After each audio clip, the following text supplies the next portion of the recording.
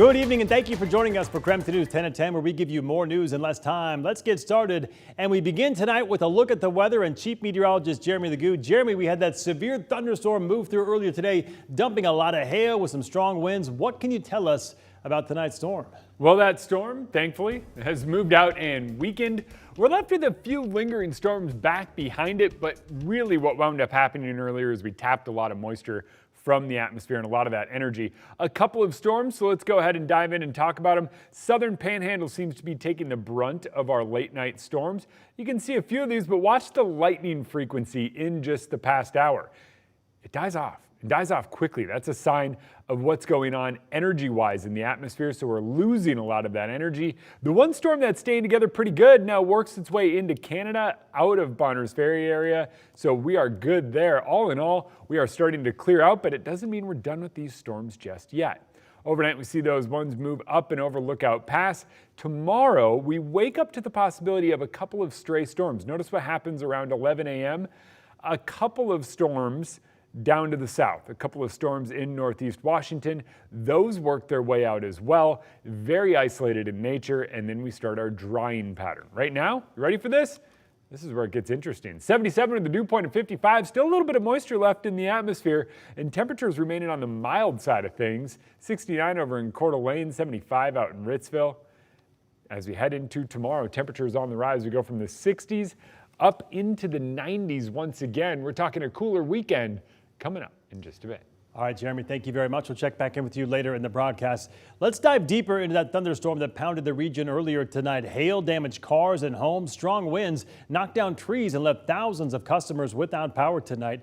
It was all recorded by viewers from across the inland Northwest. We've received a ton of photos and videos from all of you. So here is a look right now with some of the power outages across the region right now. I think we're looking at Kootenai Electric. They had a couple thousand customers without power as of earlier tonight.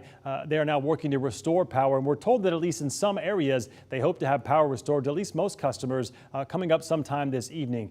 Let's roll through the Avista map now if we can. We have another map from Avista. At one point they had a couple thousand customers without power as well. They're now working to get that power restored. Of course, a lot of this the result of trees and limbs being knocked over and falling onto power lines, again knocking out power. But right now we want to go back to our storm coverage and show you some of the videos and pictures that you all captured tonight. Take a look. Howling wind and hail pounded Liberty Lake tonight. This video from viewer Debbie gives you an idea of just how intense the storms were. Check out the size of the hail left behind once the storm moved out. Viewers from across the region sent in similar photos and videos tonight, including Shanigan Pinson from Newman Lake. He's holding hail the size of ping pong balls in his hand. Deb Weaver captured the storm's power as hail rained down on her back deck. And viewer Lab Bjornby sent in this picture. The quarter in the middle pales in comparison to the 5 pieces of hail surrounding it. It was a similar story at Liberty Lake Wine Cellars. Large hail quickly rained down, then moved on. And all that hail left behind a lot of damage. The windshield on this car proved no match for the hail tonight. And speaking of damage, check out this video sent in by viewer Brent Clapp from Walla Walla. Look at what the hail did to this red F-150. Shattered windows and dents up and down the pickup. It wasn't just hail, but the storms also produced powerful winds. Another viewer says 4 trees came down outside of Rockford on Highway 27, blocking them in. With the help of chainsaws and some elbow grease, they were finally able to clear those trees and move on. Up with KREM meteorologist Thomas Patrick snapped this pictures of trees snapped in half south of Spokane, and he sent in this video from inside his car as the storm pushed through. That storm was pretty intense, and it's a good reminder of just how serious these thunderstorms can be, especially when they do get severe thunderstorm warned. That storm was packed full of hail. It was about 10 or 12 minutes of just this constant roar and drumming and thundering of hail on the car. I'm a little bit worried I might have a few dents.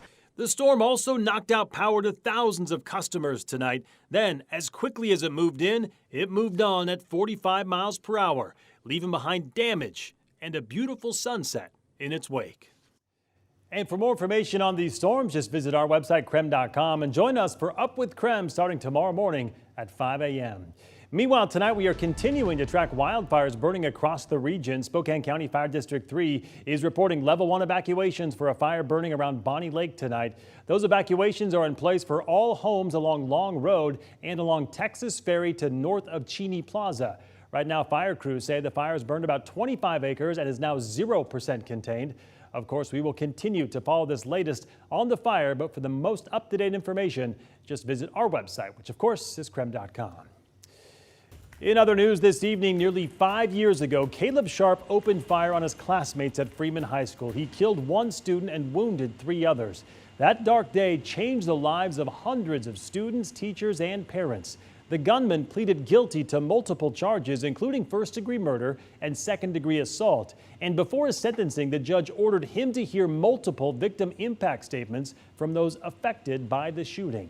And today, after years of delays, sentencing for the shooter began.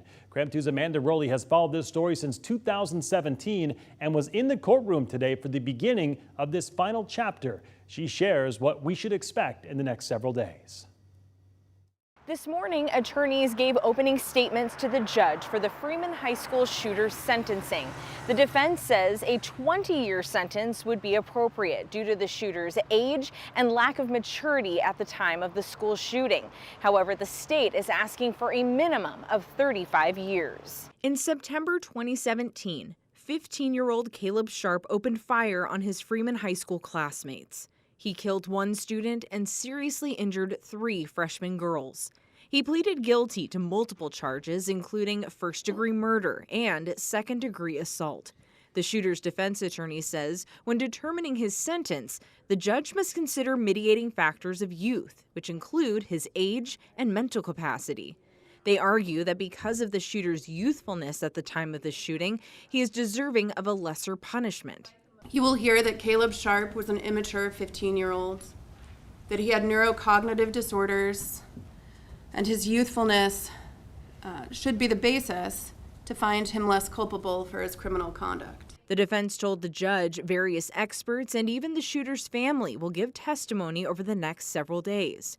And while the defense says he has the capacity for rehabilitation, the state argues against this. He still exhibits a lack of remorse and true understanding of what he did. After nearly 5 years of delays on this case, it is finally nearing the end. The judge is expected to make a decision on the shooter's sentence by next Friday. Reporting from the Spokane County Courthouse, Amanda Rowley, KREM 2 News. Meanwhile, today the court heard from a doctor that evaluated Caleb Sharp on behalf of the defense. That psychiatrist says at the time of the shooting, Sharp wasn't just immature, his age was more consistent with that of an 11 or a 12-year-old with learning disabilities. Dr. Richard Alder said Sharp had a handful of undiagnosed neurological and mental disorders and suffered prenatal asphyxia during birth, which is a lack of blood flow and airflow to an infant. He showed a court an MRI scan of the shooter's brain, which he says is abnormal compared to the teen's age. He had a neurodevelopmental disorder that was undiagnosed. He had a learning disorder, and he was not making good progress academically, which is not a good thing for a young person. Prosecutors are seeking a minimum 35-year sentence and argue that not every 15-year-old boy with a brain disorder decides to shoot his classmates. For the first time today, we saw Sharp's mom and dad in court. They sat behind their son and are expected to testify coming up next week.